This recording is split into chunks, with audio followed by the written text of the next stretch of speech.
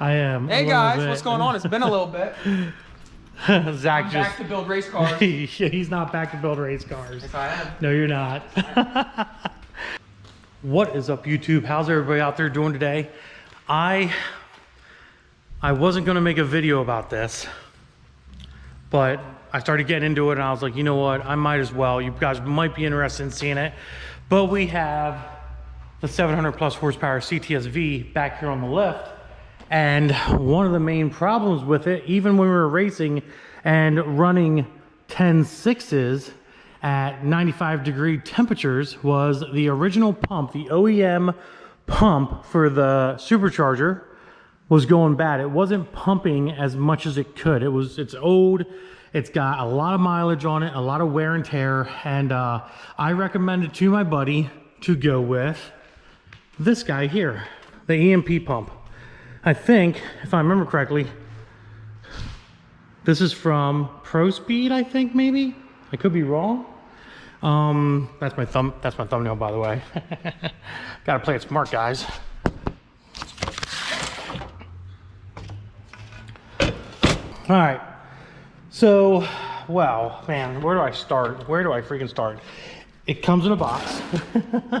It has all this stuff with it except for the Loctite, fittings, hoses, more hoses, the pump, the bracket. It does not come assembled.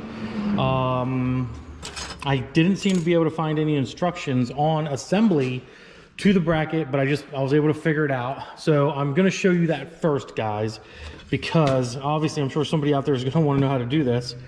So we'll do a little panorama here of what this looks like. There's gonna be studs and spacers to space this plate out on here.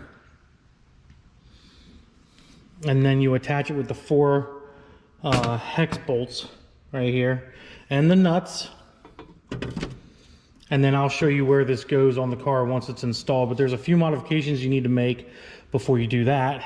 There is 3 more bolts here. Those 3 bolts and 3 nuts are for this location, and this location, which we're gonna have to do some drilling. But that one location is right here, here, here, and here. So these 2 are gonna have to be drilled out in order to put those bolts in there. But the plate basically, I can't show you now because we gotta modify this now, this thing here. But the plate sits kind of like this at an angle. And then the pump sits OEM style like that, basically. So this is out of the way. We're not gonna drain the fluid yet or anything because I kind of want to get the pump up in there and done first. But in order for me to do that, I have to get this bracket out of here, which is the original pump bracket. Hopefully you guys can see that. You know what, let's just get the flashlight. I didn't think I was gonna make a video about this, but I can't find any information on it. So I was like, well, I might as well make a video about it. At least it helps somebody out. So that original pump bracket needs to be taken off. Now, the problem with that pump bracket is, if you guys can see, it's kind of welded in place on the frame. So basically what we're gonna have to do, probably riveted too, I'm sure, but there's no bolts in that thing. So more than likely, we're gonna have to hammer the fuck out of it to get it broke loose and get it all out of the way, because unfortunately that pump over there will not fit with that bracket in the way. So let's go ahead and do that. All right, let's get a flashlight up in here like so. That actually wasn't as hard as I thought it was gonna be. It literally took about 3 swings and that thing popped right off. As you guys can see, it's welded on there pretty good. No bolts or anything. So it does open up a lot of room for us here, which is good. There's a little piece still stuck up there, but that's, you know, not a big concern. But this whole main piece had to get out of there. And it literally, I kid you not, I hit it 3 times and it popped. It literally popped right off. So not too shabby. So we're probably gonna cut this out of the way, tie this up, take this out of the way and tie these up a little bit. That way it leaves us a little bit more room. We might have to do some finagling with the ABS lines to push them out of the way to get that pump to squeeze up in there good. But it's definitely gonna take some massaging to get that plate in and all. So let's do that, and then we'll be back and we'll start installing that plate. Hopefully everything fits and we don't have to do anything crazy. I'll give you guys a little bit of a taste real quick. But it is tight. It is very tight. But let's see here. It's gonna fit up in there like that. That hole right there lines up with that. It pushes some things up out of the way, but it's a tight fit, guys. It is definitely not It is definitely not something that just, I mean, it is a drop in basically. It does go right in, but the problem is it's tight and you got to move some things around. So we're gonna have to definitely tie some stuff up, get some things out of our way here, like this guy here, right there. Yeah, I mean, it's gonna take a little bit here. The other thing is, this line is gonna have to, well, it should fit. Everything should fit accordingly. It's just, it concerns me how much it's gonna push up on things and stuff, but we're gonna make it work. We're gonna make it fit. We're gonna go ahead and install everything, drill our holes, put it all together, and I'll show you what it looks like when it's fully installed. And then we'll hook our lines up, we'll drain our system, hook our lines up, and then it's gotta be wiring, which sucks. But I can't even, I have to go onto EMP's site to find the wiring diagram, but there's actually 3 wires in this plug right here. Obviously, I know I have a hot, I know I have a black, and I know I have a purple. I'm assuming purple is my activation wire, black is ground, red is power, but I don't know if red's supposed to be hooked up to relay or not, which is another issue that I got to run into. I might have to order a relay to finish the wiring for this thing, because that's some big ass wire, to be honest. And here's the plug for the original pump, and that's some small ass wire. So I don't know if they, you know, once I look up the instructions for EMP and the wiring, I'll be able to know if I need a relay or if they want me to just hook this thing up to switched power source in the fuse block up top or not. So we'll get to that part soon enough. So let's get this EMP pump set up in, bolt it down, secured, and then we'll take a look at it at that point. All right, guys. So the new pump is completely in. As you can plainly see, it is definitely not something to, it's tight. Like, it is tight. Like, you can see how close up everything is. I still got to put a plug up in here. I got to put a plug up in here. Now it's really tight. Dang it. That sucks. I totally forgot about that. What I might do is I might bend it a little bit just to be able to get the plug up in there. I don't know what I'm gonna have to do. I'm gonna do something. But the one hose goes up top there, which they supply some hose for you. And what they basically do is they give you some little pieces of hose here. And they also give you a whole bunch of brackets and some reducers for you as well to get the original OEM ones to fit properly. But that's what it looks like, guys. That is fully installed, fully tightened up, and fully done, except for the tubing and the wiring, which I'm sure is going to be a joy to do. So we're gonna move on and we're gonna get the tubing done, and then we'll move on to the wiring. All right, guys, so I had to do some finagling. Had to take some shit apart, back apart. So a recommendation for this install, and this concerns the wiring right here, recommendation is put the plug in before you put the pump and the bracket up in here.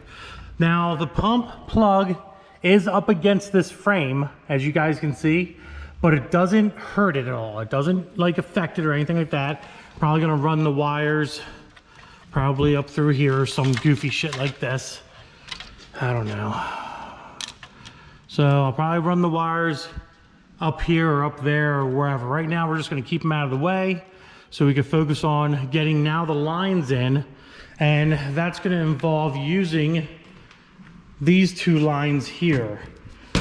I'm not quite sure how I'm gonna do this, but we are definitely gonna have to cut these lines here, which, you know, are made out of metal, which is fucking awesome. But yeah, so one line is gonna go up here and I'm gonna have it swing down and probably go somewhere. And then this one's tight. This line is tight. I wish, honestly, I wish they would I don't know, maybe made this a little bit lower or something. Maybe I'll have to trim this away a little bit. I'm just gonna see how the line fits in there first. If the line fits good, then we'll go with it. You know what, let's just grab the damn thing. So what I'm thinking is this little guy here maybe might be our ticket. But let's see here if it'll go. Well, I mean, it's on there. Well, it might fit. It might fit without any modification whatsoever. my concern is restriction. And I mean, if we point it down that way, and then obviously it would be this line here that would get attached to it with the reducer. I mean, that's still a big line, guys. That is a really big line. And the other one, you just go up there. So maybe we'll just stick with that. Then again, I mean, what would it take to really grind away some of this here with a grinder real quick, just to give us a little bit more room? I don't know. Maybe I'll just say nah. Maybe it'll be fine. I don't know. But I'm gonna go ahead and get all the lines hooked up because I got to drain the system. Because once I pull these lines off, it's gonna make a mess. So I got to get my bucket. I want to save this fluid. But yeah. So yeah. All right. Let's get her done, boys. Let's just get her done. All right, guys. We have a little bit of an issue that needs a tissue. So I got that tube on and it's not too bad, but this one's kinked as hell. So unfortunately, I'm gonna have to take this damn thing back off again. And basically what I'm gonna try to do is I'm gonna take this off. I'm gonna take the pump apart on the outside. I'm gonna rotate that assembly, you know, one turn to the right, and hopefully it points, instead of pointing up, it points more at an angle, and I can get this hose on there without having a kink. So we're in the process of taking it off. This is a real pain in the ass. It's like the third time I took it off now, but it's a learning experience. So here we go. All right, so we have all the bolts out and we have this apart. So what we're gonna do is we're gonna open this up and we're gonna turn it just a little bit this way. So here we go. And that's the pump inside, the motor, the housing. That's how it came off. And all we're gonna be doing is turning it. Hopefully it fits. Hopefully it fits. I don't know if it will. I'm hoping it does. Hopefully it's not like a keyed pump or something goofy like that. It is. Dang it. It is keyed. That's not gonna work. So we're gonna have to put it back to the stock position because it is a keyed pump. That sucks. We're gonna have to figure out something else now. That didn't work. Alrighty, I'm not really sure where we let off here, but there's a kink in the hose. I'm sure you guys know that. And I ended up having to pick up one of these guys, a 90. Basically what I'm gonna do is I'm gonna cut this hose here. I'm gonna put a 90 right there and have the rest of the hose kind of come out. That way there's no more kink in it. That's probably the best thing to do. Sucks taking this thing out multiple times, but we're gonna get her done, guys. We're gonna get her done. All right, now that we're kind of back on track again, I'll show you guys what I did. So basically I put a 90-degree 1-inch plastic barb fitting up there to be able to let this bend a little bit better. And I'll put my flashlight down here, right there. So basically we need this tube to connect with this tube.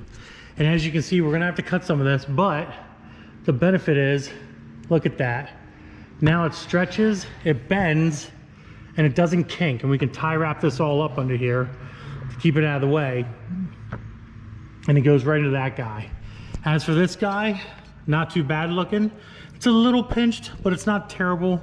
This one will come around and go into that guy there and be done. So we're gonna go ahead and cut these lines. We're gonna finally drain the system, cut these lines, make everything fit with the adapters that they supply with you, and button this up. And then finally, after all this bullshit and talk and all these little modifications we had to do to make this thing work, we're going to at least power the pump up and make sure it works.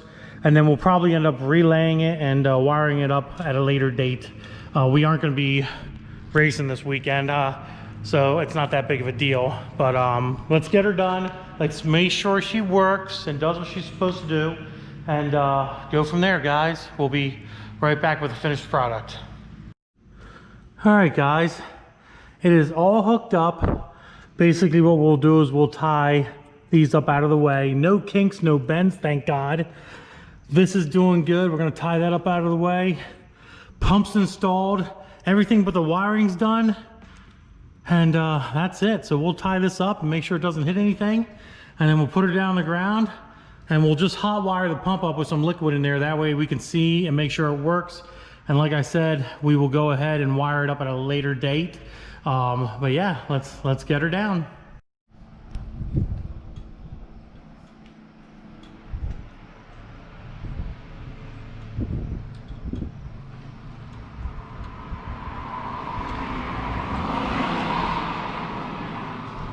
There was a Mustang. You creeping on me? I am. Hey guys, what's going on? It's been a little bit. Zach I'm just back to build race cars. he's not back to build race cars. Yes, I am. No, you're not. All right, guys. So we're at that stage. We got the battery jump box hooked up. We got a little bit of antifreeze here, and we're gonna have Zach turn on the battery jump box. Whoa! Now the purple and red wire, I think we do have to do a relay on this because the purple and red wire need to be powered up per the instructions, and the black wire is ground. Is this gonna work? So we're gonna see if this thing pumps like it's supposed to. Okay guys, if in fact it doesn't work, I just want you to know I was not here during the install, so I had my rookie mechanic do it for us. So we're just gonna see what happens. Turn that damn thing on. Now I say it's a 6-second delay. It's just gonna explode in 6 seconds. There it goes. Oh, there it goes. Oh, she is pissing. Don't drop your camera in. I know, don't drop my camera in. Oh my God. Yeah, she is pissing. She is moving. That's never moved water like that before, guys. Here, hold this. Don't cover my speakers at the bottom. I would never cover your speakers. Yeah, doggy.